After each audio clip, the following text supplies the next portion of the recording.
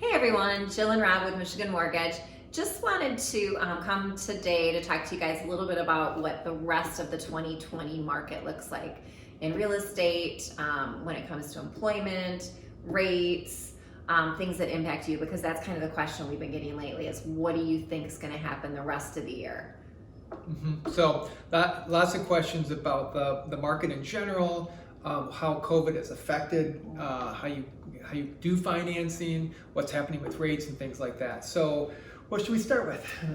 So let's talk to them a little bit about the market. Okay. Like what's going on with the market? Okay, so the market right now, it's still a seller's market in terms of the buy side of things. Just means that there is not as much inventory out there as buyers would hope, which is kind of inflating prices a little bit. So we have a lot of demand and just not a lot of supply right now. So hopefully that changes very soon. Right. You know, the hope is I talked to a lot of realtors, and right now they have so many buyers approved and then multiple offer situations because there's just so much inventory. But that as people get more confident in the market and just with the COVID situation opening up, that more people will put their homes on the market, so there will be more inventory. And that's nationwide is the Right. hope. Yeah, and some people are asking me, well, do you think, this whole COVID thing's gonna kill the housing market? Right. Obviously we're in the business, but I'm telling you from experience, just looking at supply and demand, that is probably not in the cards. Back in 0809, the housing was what created the crisis. In this scenario, the housing is probably one of the things that is going to get us out of it. The government's already committed to buy mortgage-backed securities, which is going to keep interest rates low. So we know that. We know that there's a lot of demand for housing and just not a lot of supply. So I think as long as that continues, you're not going to have a collapse in the housing market. Well, and they've already, with forbearance and different measures that they've given to people to almost ensure that the housing market doesn't take a dive. Correct. So they're putting things in place. So, and that's one of the things that happened in 08, 09 with all the foreclosures. People were financing at 100% or sometimes even more than 100%. Exactly. Yeah. And that was one of the things that collapsed the market. Right, and now they're requiring more. So I feel like the safeguards, they are putting safeguards in place so that.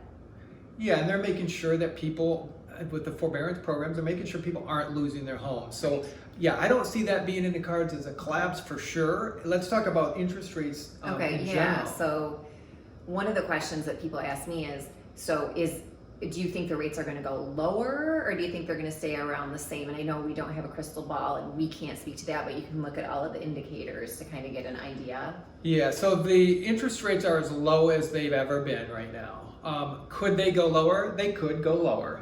Mm-hmm. But they're as low as they've ever been. I wouldn't, for me, I think this is a great time to, if you're doing a refinancing, to go ahead and do that and lock. Could they go a 0.25% lower? They could, but a lot of things are not incentivizing lenders to do that. Full pipelines, for example, they don't really have the incentive right now. Investors don't really have the incentive to even go lower than they are. Right. The market probably suggests that they could go lower, and I think we're going to continue to see low rates into the future, at least to the rest of 2020. Okay.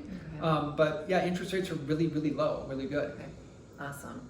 So how about just like what everyone is, obsessed about, the COVID impact? Obviously, that's the biggest concern right now. So what impact has that had on just the market overall and what you're seeing with purchases, refis, rates, all of that? Okay, so one of the clear things is that COVID has created a little bit of now, I don't want to say panic, but a lot of the investors have pulled out for the lower credit score type things. They're fearful that the forbearance thing will create people not making their mortgage payments after the forbearance is over. We've talked a little bit about that before.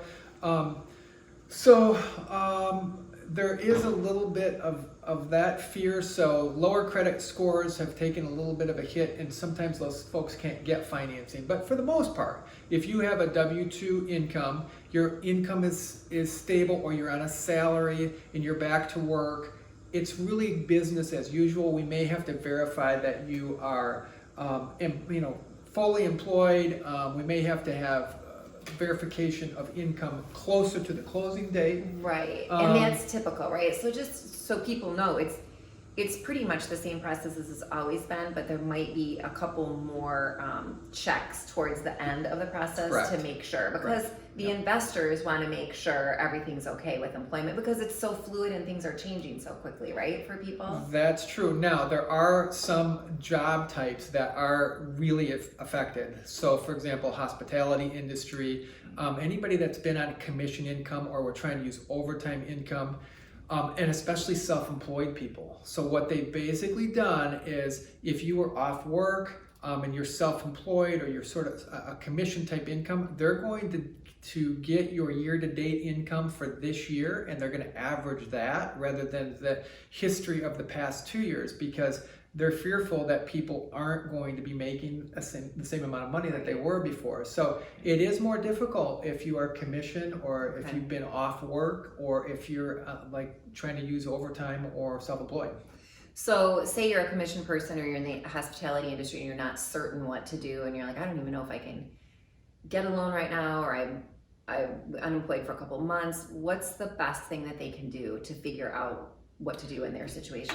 Call your trusted loan officer, sit down with them, or do a Zoom call with them, get your updated pay stubs, explain what your situation is, and they'll be able to guide you through that. That's really the only way. I can't give you a blanket thing that everybody can do, because it really is specific to what's going on. So for example, for self-employed people, if you are self-employed, you have to get an audited profit and loss statement for 2020, or you have to give a profit and loss with 2 months of bank statements to support the amount of money that you've been bringing in.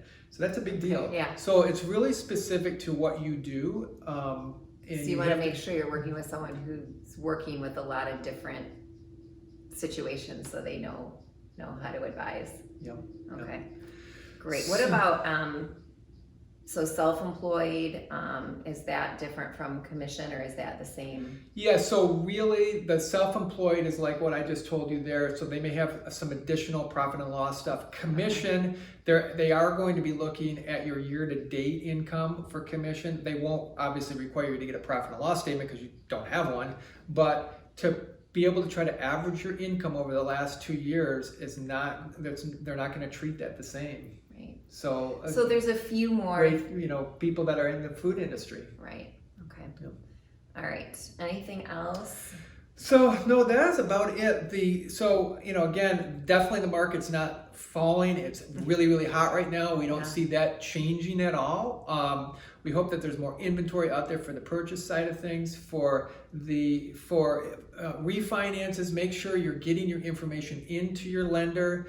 Whether you lock it now or in 30 days is less important. What's really important is to get your information in, so that you can lock when there's a dip in the market. And there will be dips when pipelines clear out and investors have incentive. They may lower those interest rates. Right. No, well, I hear you on the phone with people all the time, and it's like, okay, good thing they got their stuff in, because if they didn't, they wouldn't be able to, have the opportunity to have a really low rate. One last thing is, you're seeing variances in the marketplace that I haven't seen before. So for example, I had a client the other day that came in and said, hey, can you give me a quote? Which I did. And then they came back and said, well, I have a 0.25% lower from this lender. And I said, oh, go ahead and send it over. Let me take a look at it. When I looked at it, they were charging him 3 points to get a 0.25% lower, which is, you would not have seen that 6 months ago. What's happening is, a lot of the lenders they're inflating their prices because they can, because their pipelines are so full. So it is important to shop right now.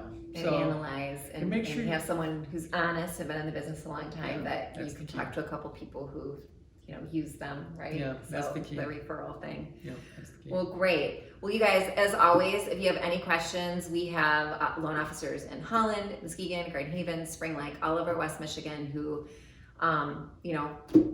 that's what they do. They advise, they educate, and they make sure people are put in the right loan for their very unique situation. So always reach out. Check us out on our website, mishmortgage.com.